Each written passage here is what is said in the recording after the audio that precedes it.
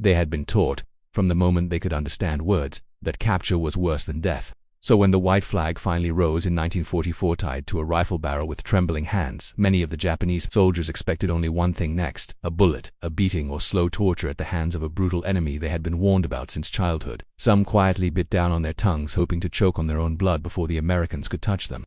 Others whispered apologies to their families and to the emperor, believing they had already ceased to exist as human beings. None of them expected hamburgers.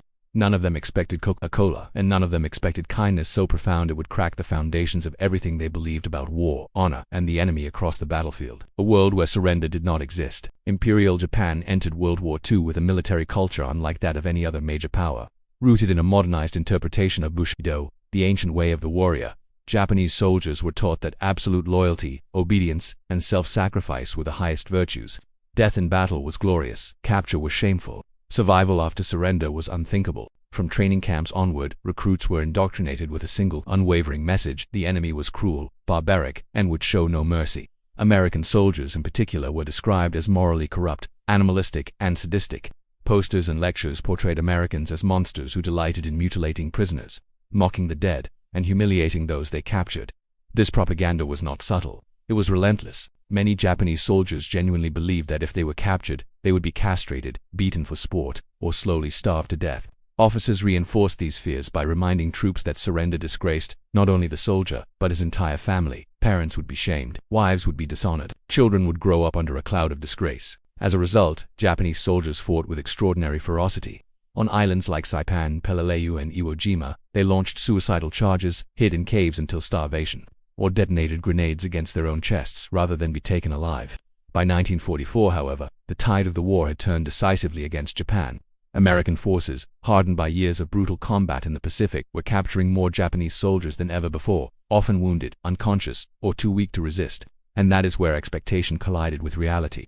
The moment of capture. For many Japanese prisoners, the moment they realized they were still alive was terrifying. Some woke up in field hospitals, disoriented, expecting to feel pain from torture or hear mocking laughter. Instead, they heard nurses speaking calmly, doctors issuing orders, and the quiet hum of medical equipment. Wounds were cleaned, bandages were applied. Morphine was administered not to extract information, but to ease suffering.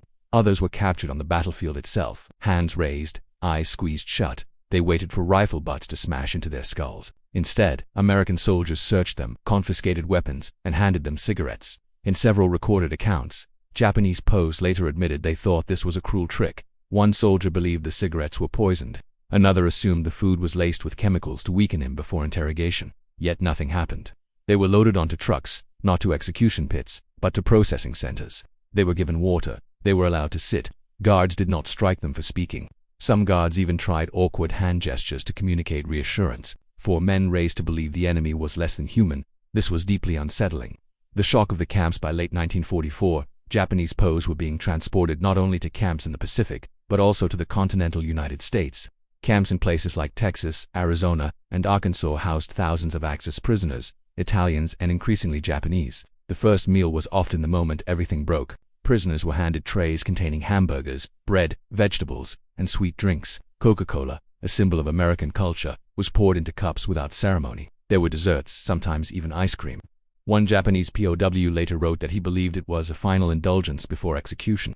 But the next day came, and the next meals continued regularly, predictably, with enough calories to sustain, not punish. Even more shocking was the treatment itself. POWs were not beaten for minor infractions. They were not forced to kneel for hours in the sun. Medical care was provided. Red Cross inspections occurred. Letters from home were allowed. For soldiers conditioned to expect brutality, this humanity was psychologically destabilizing. Some prisoners broke down in tears. Others became withdrawn, unable to reconcile the enemy they had imagined with the people now guarding them. Why are you treating us like this?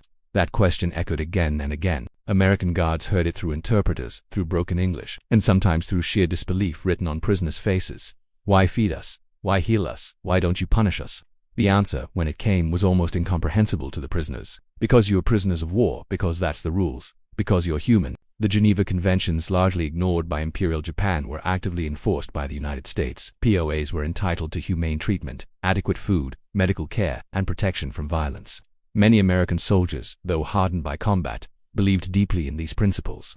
To Japanese POWs, this was not just surprising, it was worldview shattering. If the enemy could be humane, what did that say about the war they had been fighting?